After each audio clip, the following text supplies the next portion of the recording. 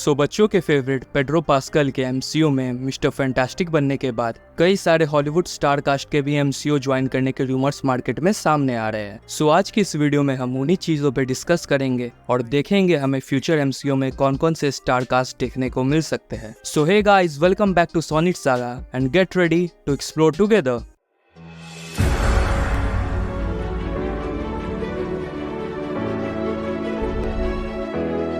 सबसे पहले हम बात करेंगे हमारे बार्बी बॉय रायन गॉसलिंग के बारे में। अगर रूमर्स की माने तो इन्हें मार्वल की one of the strongest character के रोल में लगभग कास्ट कर ही लिया गया है और वो है जलता खोपड़ा। मेरा मतलब घोस्ट राइडर सही था। मार्वल कॉमिक्स में हमने मल्टीपल ओकेजन्स पर कई सारे कैरेक्टर्स को स्पिरिट ऑफ वेंजेंस की पावर यूज कर घोस्ट राइडर का टाइटल मिलता हुआ देखा है और इनमें से दो सबसे फेमस कैरेक्टर है जो है जॉनी ब्लेज और रॉबी रेस। घोस्ट राइडर का कैरेक्टर आर्क और उसकी स्टोरीज अपने आप में एक वीडियो डिजर्व करती हैं। अगर आप ऐसा चाहते हो तो नीचे कमेंट सेक्शन में जरूर बताएं, हम उसमें घोस्ट राइडर की हिस्ट्री, बायोग्राफी सब कुछ खोल कर रख देंगे।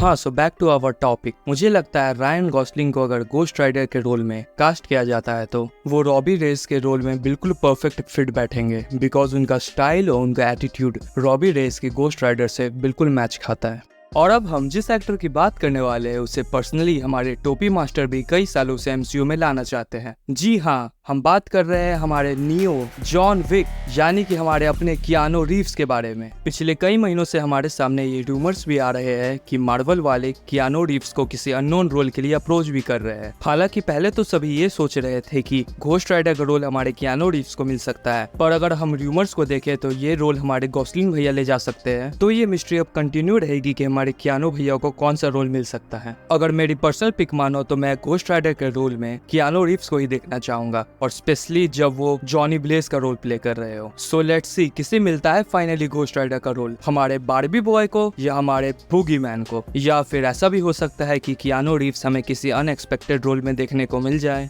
सो अनलेस आप एक पत्थर के नीचे नहीं रहते हो तो आपने रॉक की डिज्नी के साथ हुई डील के बारे में पढ़ ही लिया होगा। देखा ना कैसे पत्थर और रॉक वाली कॉमेडी कर दी। मस्त जोक मारा रे, ये हंस रहे हलकट हंस। ठीक है भाई, सीख जाऊंगा मैं भी। सो डिज्नी के साथ हुई डील के बाद अब ड्वेन जॉनसन हमें डिज्नी की multiple franchises like Pixar, Star Wars और इवन मार्वल में दिख सकते हैं। Just imagine Dwayne Johnson as Yoda in Star Wars. ये तो टट्टी है। सो जैसा कि हमने बताया, अब ड्वेन जॉनसन हमें मल्टीपल फ्रेंचाइजेस दिख सकते हैं जिसमें कि मार्वल भी शामिल है। तो अब अगर रूमर्स की माने तो हमें ड्वेन जॉनसन एपोकलिप्स के रोल में दिख सकते हैं। हाँ, वही जिसका रोल ऑस्कर आइजैक ने एक्समैन में प्ले किया था। देखो भाई, मैं रॉक का ना तो कोई बहुत ही बड़ा फैन हूँ और ना ही कोई हेटर हूँ, पर ब्लैक एडम बनने के बाद जिस तरह इस बंदे ने पूरे डीसीयू को आग लगा दिया, जिसके बाद डीसीयू का ये हाल हुआ कि अब उसे रिबूट करना पड़ा। मैं नहीं चाहता कि ये बंदा वैसा कुछ एमसीयू में आकर करे, क्योंकि इस बंदे में थोड़ी सी ईगो की इश्यूज है, क्योंकि ये बंदा जहाँ भी जाता है चीजों को अपने अकॉर्डिंग बदलता चलता है, जिसके कारण इसके स्टूडियोज से बिल्कुल ही नहीं बनती। और यही चीजें इसने डीसीयू में की और डीसीयू पूरा बंद हो गया और अब वापस से रिबूट हो रहा है। सो भाई, मैं तो यही चाहूंगा कि अगर ये एमसीयू में आता है तो अपने कैरेक्टर को प्ले करे, क्रिएटिव मेजर्स लेने की ट्राई ना करे। और एपोकलिप्स के अलावा भी मार्वल के पास ऐसे कई सारे कैरेक्टर्स है जो हमारे रॉक को बिल्कुल सूट करेंगे।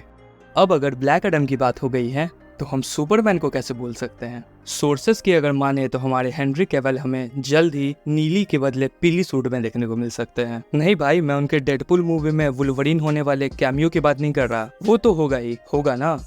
मिलेगा ना सत्यू जी। बात कर रहा हूँ सेंट्री की, मार्वल का अपना सुपरमैन पर डिप्रेस्ड वर्जन वाला। साला ये दुख का खत्म नहीं होता बे।